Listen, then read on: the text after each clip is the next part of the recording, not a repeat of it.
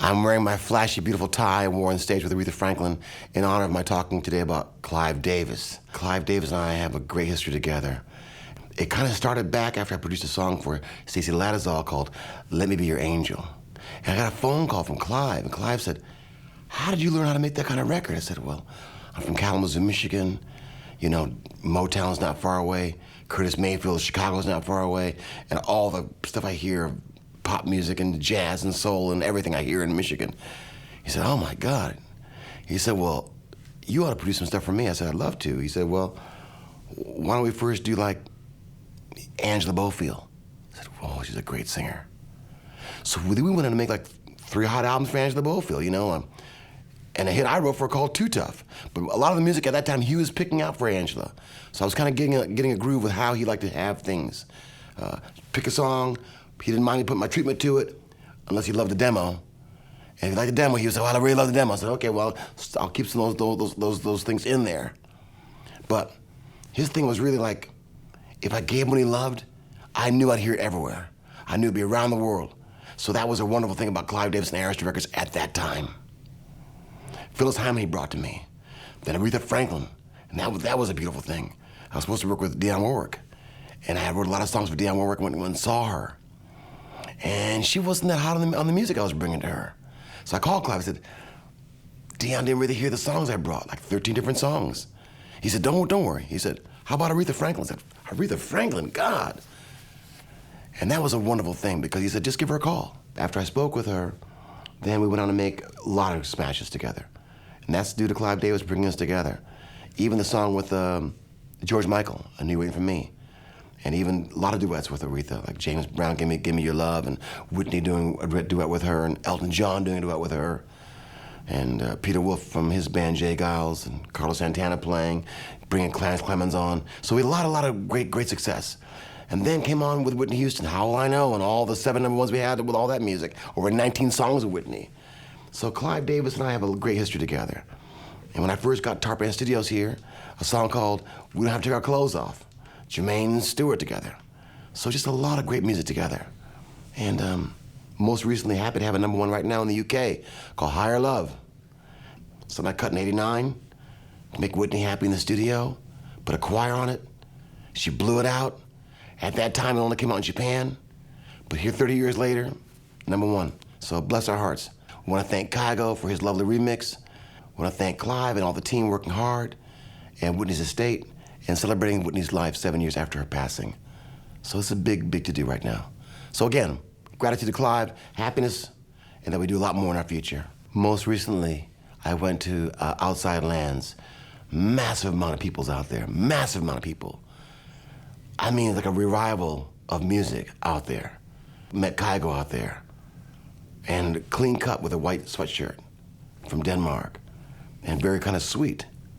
And went on the stage, and the fire, and the steam, you know, and the explosions, and the big bottom end subwoofers ringing and carrying on with the beat. And, you know, he was just holding his court with the people.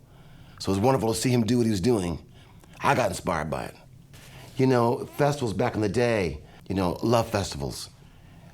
Nowadays, it's huge, but more corporate.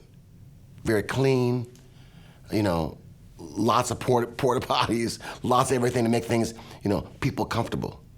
And all the kids who missed the 60s, missed all that, are doing their best to put their little tie-dye on, their little crisscross on the head, you know, their jewelry, face paint, and kind of feel the echo of what came down with the love in the 60s. So that's kind of enlightening to see, that hasn't gone away. People want to be touched and moved by the music. And when Kai goes on, or whoever they love's on, it's all this rave feeling going on with the hands in the air. Thousands of them, just jamming to the beat, just jamming it. So it's like, for me, it's a wonderful new audience to captivate, a wonderful new audience to, like, you know, bring music to. So I got really inspired by the whole thing. There was a time when I was working with Whitney Houston, I got a demo from Clive, I Want to Dance with Somebody Who Loves Me. The demo itself was very kind of like the rodeo vibe, a very like, doom digga doom digga doom digga, kind of had a very cool hook on it. But my whole thing was, how could I make this a smash for Whitney? So as normal, I have to go to the ghetto. I have to go to what's the hot groove and flip the hot groove and make it stank so that when I put Whitney on top with her beautiful voice, there's an outhouse bottom of the penthouse view to bring home. I want to dance with somebody who loves me. And to this day, it still sounds current. So that's the whole thing. When I'm given something from Clive, how I can make it go to the ghetto, as well as Jack Canassa's boat. So it works on both levels. It's really important to have that international hit. So my mind operates like that. I know he wants that too, but he looks to me, he hires me to give him that. And I'm glad he trusts me like that. Any music I do, I'm trying my best to, like Quincy Jones says, get my own emotion, get my own hairs to stand up, get my own feeling and my own emotion current, in it, sincere. At the same time, I know that Clive may want the background vocals a little louder. Clive may want Whitney's voice or whoever I'm working with a little louder. So I'm always open to being flexible to his needs. Why? When you give Clive Davis what he wants on a hit record, you hear it on the hour, every hour. I don't care if it's Kenny G. I don't care who it is. You hear it over and over and over again. And that's the magic and the beauty of him and his passion. So when you ask about my working relationship with him, that's kind of what it is. I make what I love, but I'm always open to him saying, can you make her voice a little louder? Can you make the background a little louder? Absolutely. Boom, boom, boom. Bam! Off to the races. You're hearing it around the clock, everywhere around the world. That's exciting for any producer, any artist. That's the magic of Clive Davis and his team. What makes Clive Davis a successful executive to me is that he shows up. He's consistent. He's in his office, listening to music, doing his best to find hit demos, hit songs that he wants to then hear his artists sing. He's really religious about finding songs that turn him on, that he can envision that artist singing. And even beyond that, if the artist is a writer, to push that writer, that artist, to do their very best to have a hit. So he's always about that, how he can make the big success for the artist, for the team. On top of that, he loves soul music. On top of that, he can admire and bow down to the beauty and the genius of Aretha Franklin. We all know how great she is, but a guy like Clive, when he gets with someone like Aretha, really, really goes all out to honor her and her greatness. Honor Whitney, honor the people that he really loves. Even the Carly Simon of the world. They aren't the kind of soul singers, but they have so much love in them. He's there for them.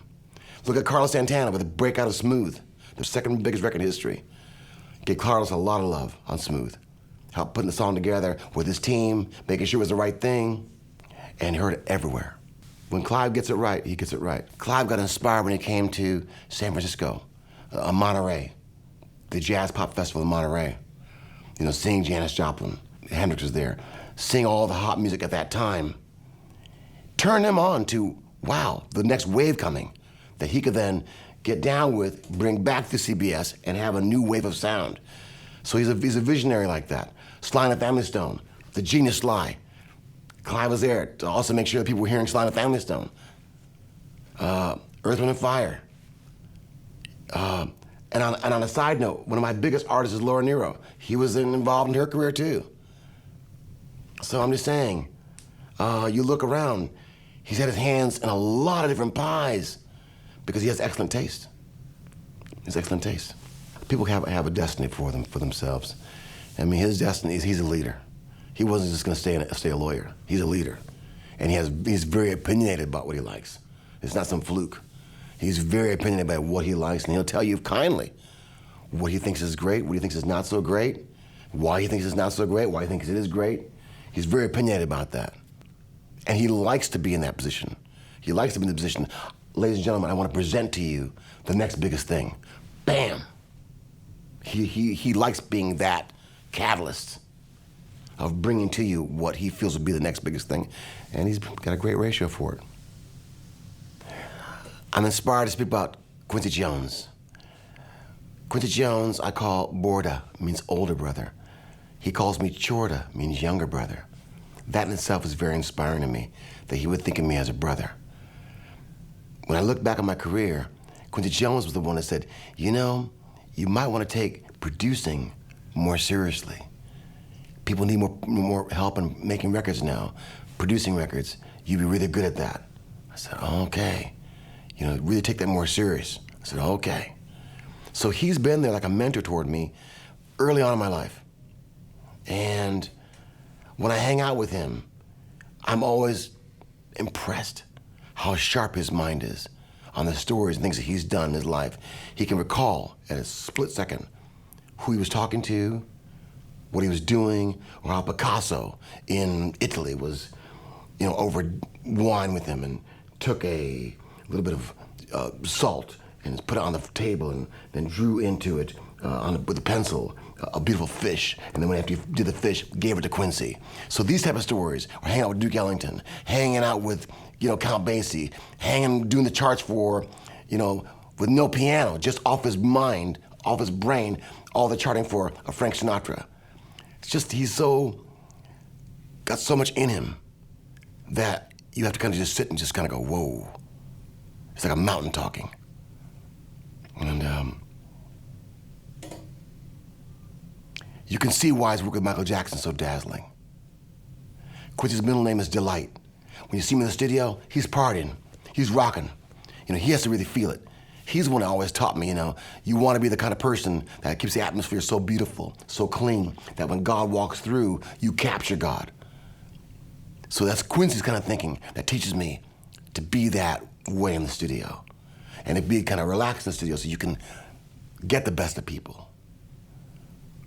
I also saw Quincy be the kind of person that could ask someone like Patty Austin or James Ingram to do something over and over again to get what he wanted.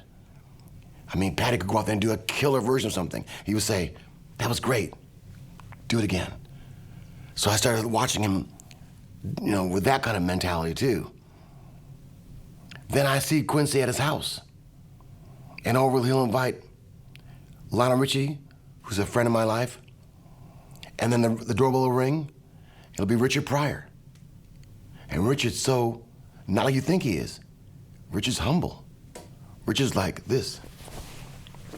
Hi, I brought some wine, I hope it's okay. It's Jordan. I hope it's okay, I hope it tastes good enough, I said, Jordan, wine's great, come in. He's very quiet. The great Richard Pryor, very quiet. Like, you're waiting for him to say something that you that's Richard Pryor, but he doesn't do it. He's completely just like in awe of being with Quincy. That's what I'm trying to tell you. Quincy Jones, man, in his world, people get quiet around him because they want to hear what he has to say. He's got so much knowledge. He's got so much wisdom. And he has a way of saying things that can be black humor, black people, all people. But he loves black humor. And he can touch those people who have that kind of heart, that need something said a certain way. Like, look at a guy like Michael Jackson, chose Quincy. Quincy chose him to work with. Over time, they made the biggest records in history because Quincy can go there.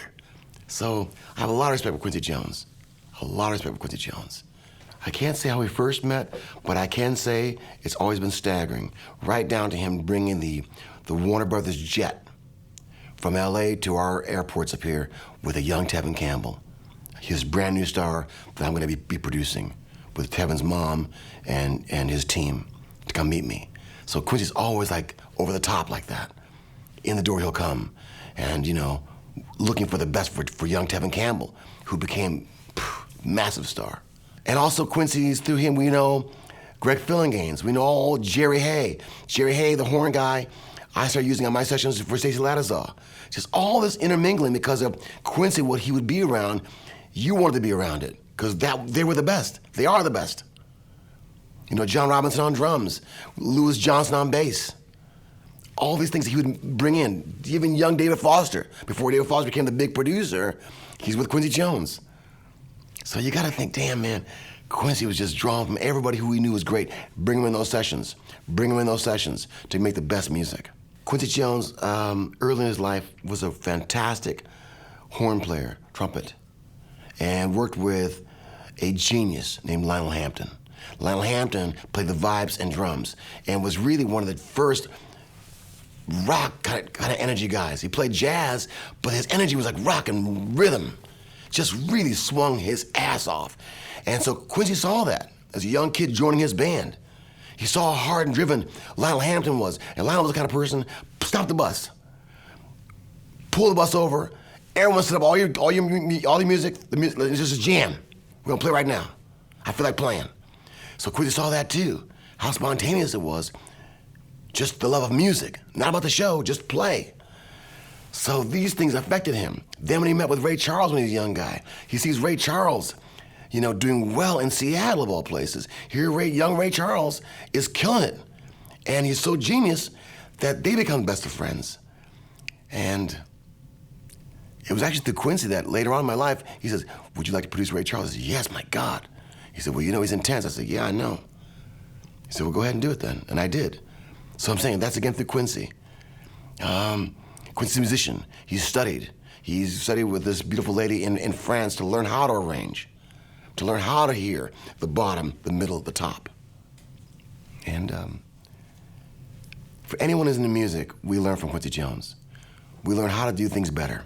If it's sexy and romantic, learn that. If it's funkin', learn that. If it's jazzy, learn that. He's got his hands on so many beautiful pies that he's revolutionized music. He was also the kind of person that could tell me, Narada, I felt sad when Sony first took on the CD. Because I was starting to realize there was no way after that came on the scene, we could then contain and control the music. It would get out there. People could copy it, which then became what started happening. We couldn't keep a handle on it anymore.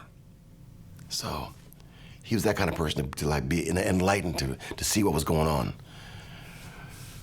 And I wish Quincy the very best.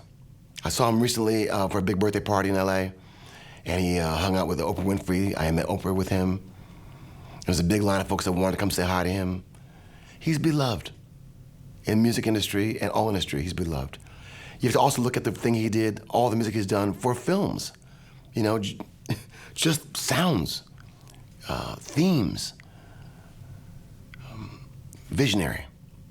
His children are beautiful. His family is beautiful. He loves to eat really beautifully cooked French coq au vin, chicken and wine mixed together. He's a very high taste for beautiful foods and wines. So everything in his life is like this high standard. His engineer is Bruce Swedien, who we all know from Michael Jackson. But who really brought up Bruce Swedien? Quincy Jones. See what I mean? Everything around him is just handpicked by him for its greatness, because he's great. So I have the ultimate respect for Quincy Jones.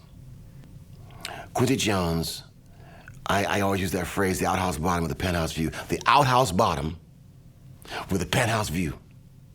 Those two worlds together make hits around the world. So Quincy inspires that in me. That's his kind of thinking. He's also the kind of guy, when it comes to writing a song, he'll say, don't strangle the baby in the crib. Meaning, if you write something, don't just kill it. Write it, take the baby, cut the umbilical cord, wash the blood off that sucker, dress it up, and love it. That could be your hit, as opposed to, oh, I can do better, yeah, right, you kill it. So he taught me to kind of start loving what I'm doing from the inception. Quincy Jones is the reason we are the world. Why? His heart is open to a genius named Harry Belafonte. Harry had the idea of the passion to do good for the starving in Africa. Who does he go to? Quincy Jones. Because he knows if Quincy can get the passion of this kind of a project, it will manifest. Quincy has like a magical power to manifest vision. It's one thing to say, oh, I have a dream. But there are a few of us, Quincy Jones, who can manifest the dream into reality. He can say, okay, I'll get with Mr. Baylor and I'll get with a few other great people, Lionel and Michael, go write a song for it, bring me the song so I can arrange it, and then we'll find the biggest people in the world to do different parts of the song. On one given night in LA, I want everyone to show up. We'll do it around the Grammy time. And because people love Quincy, they respect him, they will show up and do their best. From Stevie Wonder to Diana Ross on down the line. So he has that kind of magic about him. People want to do the best for Quincy Jones. Quincy Jones represents to me excellence, absolute excellence. And to put the feeling and the emotion and the chills first. Like when he told me, I'm reading the book called Color Purple by Alice Walker. I'm gonna make a film. I said, okay. He said, I want to make a film for the chills. Not just because, thinking box office, no. I know when my hair stand up, when I feel it, that's what I'm looking for, the emotion. So I started understanding more about how important it is, more than anything, to feel the emotion about what you're doing. So then he says, I went around Hollywood looking for the right director for Color Purple, all along knowing I wanted Spielberg. So what did I do? I went to everybody else first, so that Spielberg would hear about me going to everybody else first. So when I got to Spielberg, he would say to me, well, why didn't you come to me first? And Quincy would laugh and say, because if I came to you first, you might not be all that excited about it. But if I go around with other people, by the time it gets back to you, now you're excited to know what I'm talking about. So then Spielberg said, well, yeah, I want to work on it. So then they came together to make The Color Purple, Alice Walker's beautiful book. When I went to the birthday party for him in LA recently, it was just a sold-out event. People couldn't even get in. I mean, all kind of people. They can't even get in. So that's how beloved he is. And because he represents the different eras of music. I mean, an era of music that's kind of forgotten. Big band, the big band sound. He had a major hand in the big band era, and it's kind of forgotten about.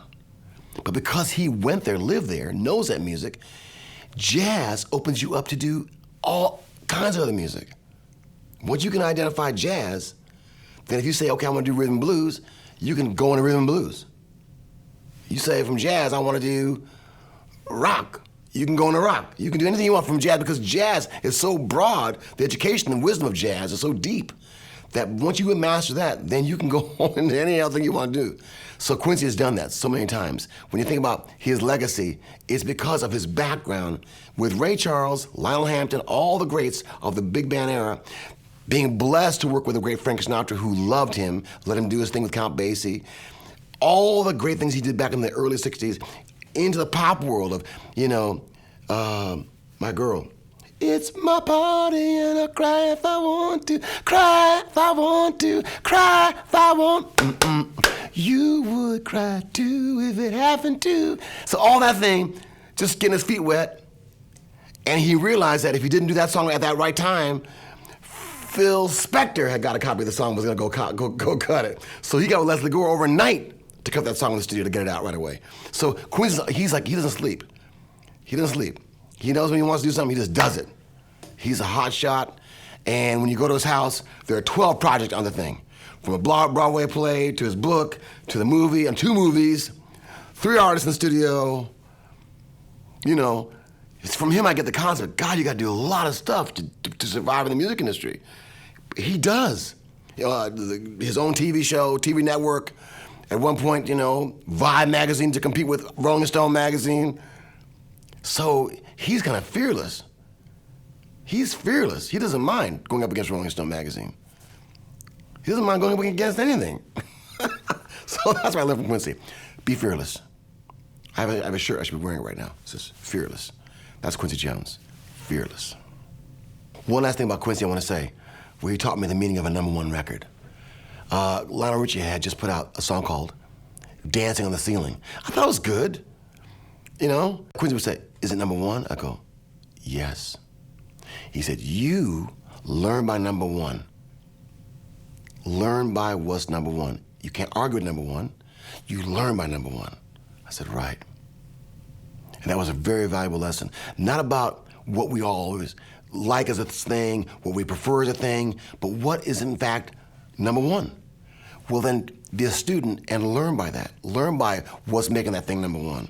And not only in this country, look to the UK of what their #1 might be. Because not long after, that's gonna trickle back around to the States.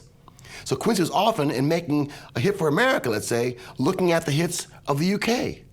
What's big there that he can draw from to bring it back around to America. So he's got a global thinking that way. So, #1 power, I stay reverent student of learning whatever's #1, whether I like it or not. Hey, bow down and see why that thing is clicking.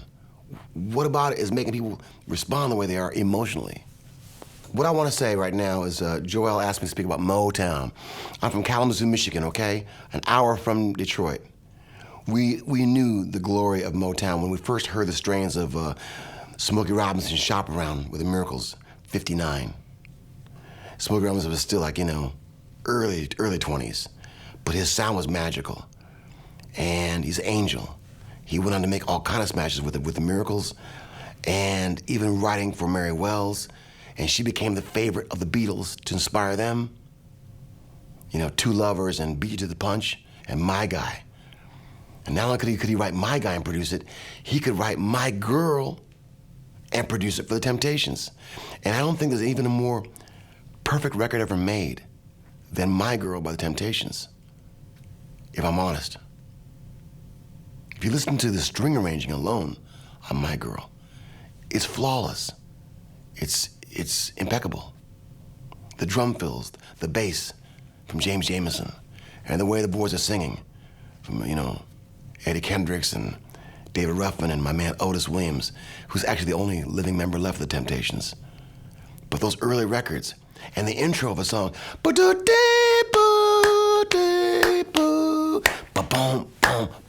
it's called The Girl's Alright With Me. Boom, boom. The girl's alright. So Temptations had it going on. Smokey Robinson had his hands on so much music. Motown. Then look at this. Out of the Miracles comes a guy named Ronald White. Ronald White, on the little street corner in the ghetto of Detroit, sees a little boy sitting on the corner playing harmonica. He's 10 years old. He's blind. Ronald White's heard about him because the buzz is out about this little guy who's so great. It's Stevie Wonder. He's not Wonder yet, he's Stephen Jenkins. When Ron White brings him to meet Berry Gordy at Motown, when Berry hears him sing, play harmonica, bongos, drums, piano, even at 10 years old, Berry Gordy says, wow, what a wonder. Stevie Wonder is born. Then they worked for those next 2 years to get him a hit. They couldn't get him a hit. They love the funky music, but the old people call it the blues. Something like that, with those kind of records he was making, but they weren't clicking on. It wasn't until they recorded Stevie live on Fingertips that it exploded, part 1 and part 2. And that's the power of Motown, thinking outside the box. If we can't get a studio jam on him, let's go to the stage and get the live frenzy. And you hear the frenzy on the record. And it changed my life, Fingertips. That's Motown again. So from the beautiful heavenly sounds that Smokey put down, and the duets of Marvin Gaye and Tammy Terrell, to eventually like What's Going On with Marvin Gaye, that changed the nation, changed our world. Thinking about the ecology and the fish dying in the oceans and people dying in Vietnam and growing our hair long. Temptations, when it came time to change up the sound, Psychedelic Shack, Papa's a Rolling Stone, on the cutting edge of what people needed to hear, letting Stevie finally break free and make his Fulfilling This Last Finale album, Song of the Key of Life albums, things that he needed to get off him and let the genius fly. All that music, that's really Berry Gordy supporting. And then I'll tell you another story. Beatles in the UK with Geoff Emerick, the engineer I worked with on my first albums with Mahavishnu Orchestra and Wired. He told me he was trying so hard to get the same bass sound with Beatles, Paul McCartney, as we were getting with Motown, James Jamerson. And they couldn't get the same bottom end. And he equated to the voltage being different. Because the voltage was different in the UK than the voltage being in America. It was why they couldn't get that bottom end. But of course, we know James Jamerson's finger, one finger, all that bass done with one finger, is deep, deep. So, we love Paul McCartney, but James Jamerson put it down. So Motown really is spirituality at its best. When they were together with my girl, Martha Reeves and the Vandellas, I said, Martha, how is it that your records had such sparkle, such energy?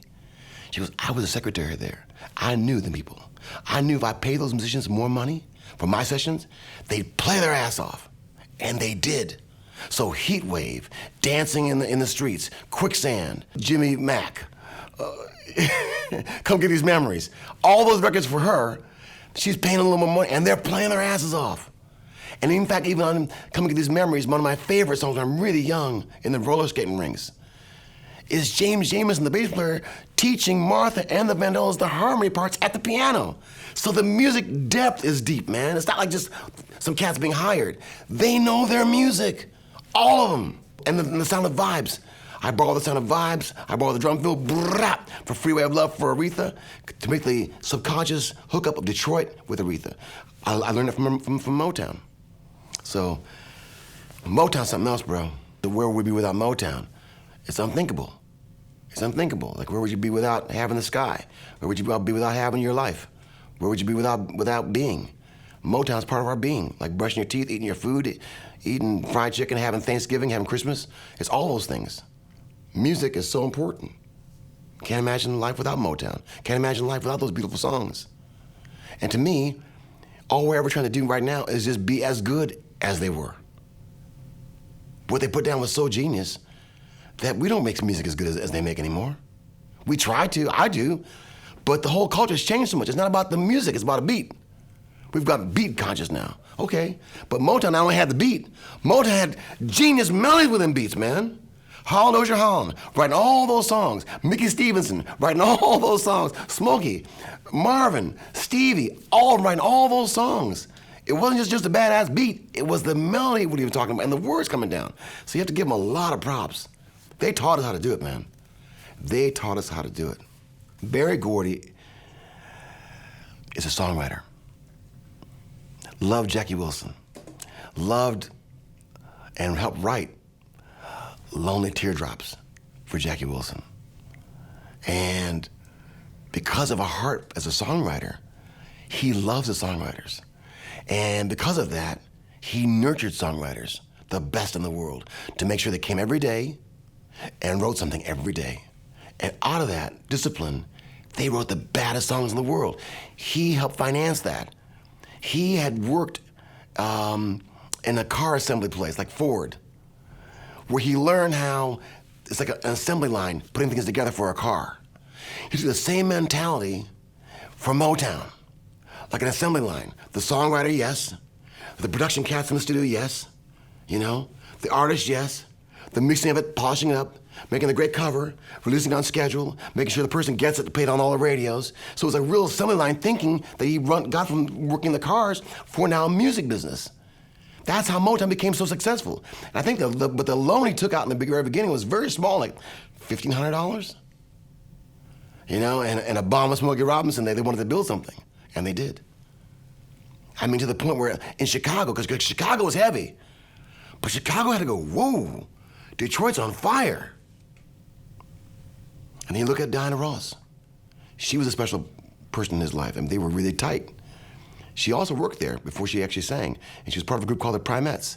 But his devotion to Diana and the Supremes was so great that they built a dynasty unto themselves. But it didn't happen right away. That's the determination of Berry Gordy. You just stick to it. If you don't have hits right away, they still work, they still grind, they still make things happen to make sure Hall Dozier Holland are writing their best songs. Everyone's writing their best songs to make sure these little girls blow up with, baby, baby, baby, don't leave me. Or whatever the jam is, you see? Foot stomps going on. Anything to capture the imaginations. Anything to capture around the world. Smashes. So, you talk about Berry Gordy. He's behind the scenes, but he's very much in the scene of making sure people are hearing it, feeling it, getting it. And he would say things like this. If you have $1, would you take your last dollar and buy this song? If you wouldn't take your last dollar and buy this song, then it's not great. So that kind of mentality they bring into the meetings. Your last dollar. Or the meeting starts at 9 o'clock in the morning. After 9 o'clock in the morning, those doors are shut off. I don't care if Smokey Robinson outside, they're knocking on the door. He can't come in. So those types of discipline he laid down. Time. Be on time. Take things serious. Whatever's your craft, be the best at it. So God bless him, man. He gave all kind of guys and women an opportunity to be at their best. We wouldn't know David Ruffin, the genius of David Ruffin, without Temptations and Motown. You would not know him. Or Eddie Kendricks. You would not know any of those people, the Contours. You know, and Do You Love Me? Now That I Can Dance. All that comes out of Motown. And Money. Dun, dun, dun, dun, dun, dun, dun, dun, dun, dun. The Beatles hear that. They go, we got to do that. That's coming out of Motown. Berry Gordy helped write that with his sister. So when you think about Motown and Barry, they at heart of it are musicians, songwriters. Then, because they're smart, they go, how can we monopolize? How can we assemblize to get the most? And they did, man. They taught the whole world how to do it. And then you got people in New York, maybe we got to build another studio close to Motown so we can get those musicians. You know, we can get those same people. Maybe we got to, like, you know. Then they found out they couldn't hire those musicians because the Motown musicians were under contract. Barry Gordy, he knew that sound of James Jamerson and those guys. Lock it down. You can't work for anybody else. So a lot of them couldn't work for anybody else. The musicianship is unbelievable. From Clarence Paul, and I always about James Jamerson. And you gotta know something, early on, Marvin Gaye played drums on, like, Please Mr. Postman for the Marvelettes, who come out of Kalamazoo, Michigan. But that's Marvin Gaye on drums. And when they also would want, like, new sound, a fresh new hit, they get Stevie to play drums. So it'd be Stevie playing drums sometimes. So the musicianship with the Funk Brothers, the bands themselves, those people are the best musicians. And Detroit's like that. If anyone goes to Detroit, you know, parking cars, shining shoes, are genius musicians. Something about the water over there. They got it. They got it. I was inspired by the vibes at Motown. I would use the sound of the vibraphone on Freeway of Love. I would use the drum fill that I heard from Motown records. I'm a fan of Hallelujah Harlem, the chord changes. I'm a fan of Smokey Robinson's dreamy More Love, the changes he gets into. I'm inspired by Smokey choosing a guy named Marv Tarplin on guitar and the chords he'd come up with for the beautiful songs he'd write, like Tracks of My Tears. Brilliant. Marv Tarplin. You might don't even know that name, but this guy on guitar was the one who was inspiring Smokey to write his beautiful melodies and lyrics over this guy's chord changes, Marv Tarplin. So listen to the beginning of Tracks of My Tears. Just the intro alone. That's this guy I'm talking about, Marv Tarplin. Brilliant. Brilliant. When you watch a film like Oliver Stone's big Vietnam flick, and then all the guys are exhausted in Vietnam, and they all come together because they're so exhausted by the bombs and the killings and everything, and they huddle up in this little tent. The song he chooses is perfect. On comes the beginning of Tracks of My Tears. And they all know the song, they're kind of getting drunk, and they're smoking their whatever, and they're just getting drunk, feeling the bond that music of Tracks of My Tears is bringing to them in Vietnam. And that's what I'm trying to tell you, man. To this day, Smokey Robinson knows what time it is. To this day, he's got the angelic heavenly hookup. I remember watching him here with Jim Reitzel, our engineer, and Carlos Santana, in Pro Tools, not even tape anymore, Pro Tools. And Smokey says to Jim, move it back. Jim, move it back. Smokey said, I said, move it back. Yeah, I moved it back. No. Move it back. Then Jim would really move it back. And then Smokey said, right, thank you. So Smokey knows what he wants at all times. And Carlos would sit there and watch him. The great Carlos Santana would just sit there and watch Smokey do his thing. So, let me tell you something. When it comes to production, songwriting, singing, know-how, knowing, you can't top Smokey Robinson. And he'll be the one to tell you the greatest album ever made is What's Going On, Marvin Gaye. Just think about that. Ray Charles was in my life before Motown. There was an album of Ray's. I wish I had it here to hold you and show you right now. It's a live album, recorded maybe like in 58, something like that, 57, 58, 59, right there, at one of those outdoor jazz, Rhode Island jazz festivals, or maybe in Atlanta, but it was outdoors. And the album, as a kid, I'd be young, I'd be 8 years old, but I carry it with me in the snow in Michigan and listen to it and study it at my grandmother's house, my other grandparents' house, my house, my grandmother's house. Everywhere I went, I played this record. It was live. Again, live always touches my heart, but this is live Ray, where you can hear him count the band off with his foot on the floor. Sha-la-da-da,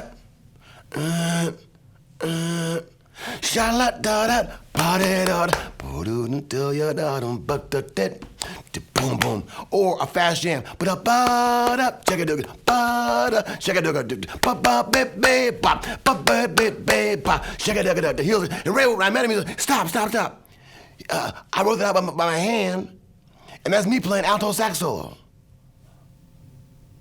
And then I gotta act like, ooh, I know the music, but I didn't realize that was even him playing the alto sax solo. I don't know if a lot of folks realize that. We think of Ray as a great singer, piano player. But do you know he plays alto saxophone? And that's him soloing on that song, on this live thing, blowing, like Bird Parker? Ray Charles. Out of this world. I try to act like, oh yeah, I can hang with this guy, we can talk. No, man, he shut me down. He's like all of a sudden the Himalayan mountain talking, and I gotta like be at the base of the mountain and bow down. Because Ray, you something else. You're something else. Another story about Ray Charles. When I first started working with him, I called him on the phone. And I wish I had recorded this phone call. I said, Ray, I hear you like this Brick House by Commodores. Oh yeah, I like Brick House by Commodores. I said, well, a couple things. We can either cut that song, a new version, a new arrangement of that song, or something else that is going on really big right now by cats out of New York like Sean Puffy Combs and some of the hip-hop cats, is they take a sample or a little recording of Brick House and they go around with it, make a track of it, and they put a new song on top of it. And he goes, I know we haven't worked together yet. I know we haven't done much together yet. But I think that's the most fucked up thing I've ever heard. He says, you take your creative mind and give me some nasty funk. I said, yes, sir. Yes, sir, Mr. Ray Charles. So these type of things I have, and I told Stevie that story. Stevie said, damn, I wish you'd record that. That's how you should start the album off, with him talking that way to you. So, Ray Charles is something else. He's beautiful. He loved Brandy. I said, well, let's get on the record. I went to New York to record Brandy. She showed up like 3 hours late. I was like, damn, how long I gotta wait for her to come? But I didn't want to leave because Ray loved her so much. When she comes, go on the thing on the microphone, put your headphones, let's get it. And sure enough, she sang her ass off. She's a genius. Brandy is. I don't know if you all know that about her. She really is the real deal. Brandy got that real soul thing. But when it came time to put the album out, someone came down with the estate for Ray Charles, and they took Brandy off and they put somebody else on the record and put it out like that. So in fact, we have in the vaults Brandy and Ray, what he really loved, which we could probably do something with that at some point.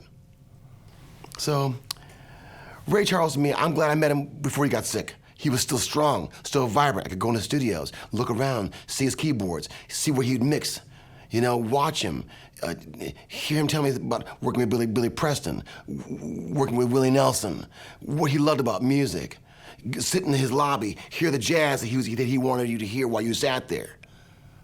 I know about Ray Charles that he, at the Apollo Theater, when Smokey Robinson and the Miracles showed up, their music didn't make it. Their sheet music didn't make it for the band to play. It was Ray Charles that took it upon himself to write out by hand the songs for Smokey Robinson for the band to play. That's Ray Charles. And to me, what he put down is the Bible. From all other walks of life, Sly and the Family Stone, a derivative of Ray Charles. All the people who you love, you can trace from Ray Charles. Then you want to go a little further with it, you put James Brown on top of that. With the funk and what he got into, then it's over. Between Ray Charles and what James Brown put down, and then you want to go look at the rock, combine that with Little Richard, what those three put down together is the Bibles of music. I feel like I'm doing an injustice to these great people because they've given so much. They live their lives for music. They live their lives for the music. Live their lives. Every night playing live, every day doing something with music, writing, arranging, trying to be their best, being their best, showing up, inspiring people in the audience, meeting and greeting and shaking people's hands, all the things that it takes to be a great entertainer. They give their lives for it, and they make a way for us to have a life with it. Yeah, so it's pretty powerful, man. It's pretty powerful. You look about Ray Charles and the groove, you watch his body, and you hear how he was so tough on drummers and so tough on the band members, because he could hear everything. He would say, third trombone, you're sharp. Drummer, watch me. And he wanted you to be right with his body rock, you know, right with his body. If his body would drag, he needed that. He wanted exactly your full concentration on him. And he got it, man. So, I don't know, man. We have to bow down to these great champions who really paved the way. For our generation of the Sly and the Family Stones, and of course later on comes Prince and all these people, but it's coming from these great ones that put it down. It's coming from the great ones. And I learned a trick about working with Al Greene. The trick with Al Greene I learned playing live with him is he starts everything very calm. You know, very staid. And as the song progresses, you get a little bit more out of the box, you know? And then he'll start like taking off his things, or loosening his tie, or loosening his things up, you know? And as the song progresses, he gets more and more into that frenzy, and he starts breaking a sweat, you know? He starts breaking a sweat. And then by the time the song is like, now the out chorus, he's jumping. He's jumping, and the whole audience is now jumping, and he gets so crazy with it that now we're all playing like that. We're playing to his body movement, jumping. And then at the very frenzy climax, he runs out and jumps in the limousine. And inside the people are like, oh. But he started very low and went like that. So I learned that's what he loves to do. I've done it a few times with him, and I've seen he'll let himself get caught in a spiritual fever, a spiritual, passionate fever that just takes him someplace that we all want to go, but we can't get there, but he will be the conductor to open the sky to let that passion come through. And he's a brilliant cat at doing that, the Reverend Al Greene. Also, I must say, I was happy to have him in my studio doing a song called Your Heart's in Good Hands. I think it was composed by Diane Warren. And when he sang that song, I saw him do the same thing. All came his shirt, out came the sweat pops, and I was starting to really enjoy it now. I said, well, can you do the outro chorus once again? And he would. Out came all this beautiful singing. It would go on for a long time because he sings so beautiful. So when you get a chance to study a song called Your Heart's in Good Hands and listen to the ending when he's really, really singing, he's so deep, man. The Reverend Al Greene is so deep. I gotta say one more thing. There's a show we did called Room 101 with Don Was, the producer, director, and I'm helping him. And all these great artists came to do homage for the great Al Greene. From Mary J. Blige, to Bonnie Raitt, to Brian McKnight, to Hall & Oates, to Michael McDonald, to Billy Preston, he's still alive. The young Josh Stone, one of the early things she did. And so I saw all these artists for Al just be at their very best to touch Al's heart. So again, I'm so impressed by the great ones giving us a level of go there, go there, go there. Dinah Ross is something else. In Tiburon, California, I had a house called Sacred Rock. And Dinah, she loved my work with Whitney Houston and Aretha. So she came to my house, Sacred Rock, to meet me. And we honored her, you know, with food and some of my close friends, guests, to meet her. And when she came, I gave her a big, beautiful stuffed animal. And she was very loving and very spiritual herself. And I took her into my meditation room, and we sat down and we prayed. And we had a meditation. And that was really nice to bring everything very kind of relaxed and very calm. And to kind of build a friendship. And then out of that friendship, I then saw her a second time in New York, in her condo, whatever you call it, in Manhattan, huge, with a big Andy Warhol painting of herself over the fireplace. And my brother Kevin was with me. And at that time, I actually brought her music to play for her. And she loved my music. She was very open to let me kind of bring my love to her. I wrote a song called Only Love Can Conquer All. And that became her hit in South Africa for Nelson Mandela. And we also did a song called Take Me Higher that became a big club smash for her.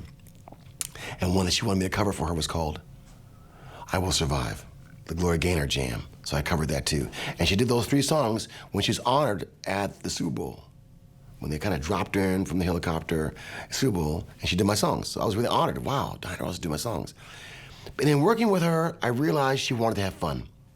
it's a lot of depth there, a lot of passion there. And she's a wonderful singer. And I learned a lot from watching her when I was young of the charismatic gift that she's got from God. May not be the voice of a Whitney Houston or Aretha, but her charisma, how she sells what she does with her head and her neck and her shoulders to convince you she feels what she feels, is like staggering. If you just watch her, she'll give it to you all in her eyes, her cheekbones, her teeth. She's feeling on the music so much, she's giving it to you. She's genius at that. Not the biggest, loudest voice, but just believes in what she's saying so much, she's giving it to you. And you can see why Berry Gordy then really bankrolled on having her play the role of Billie Holiday in the remake of the story of Billie Holiday, which went on to be a big, big film with Richard Pryor and her. And that was bankrolled by Berry Gordy. So, and you know, out of all that crew, Diana Ross is still hot to this day, and she still packs them in and does a fabulous show with my friend on drums named Jerry Brown. They are fantastic, and she looks great. And she's dancing, she's singing all the hits. She got the magic. I must also say I love her counterpart, Mary Wilson, as part of the Supremes. She's my friend, and she's also genius. So that whole thing, man, was incredible. Yeah.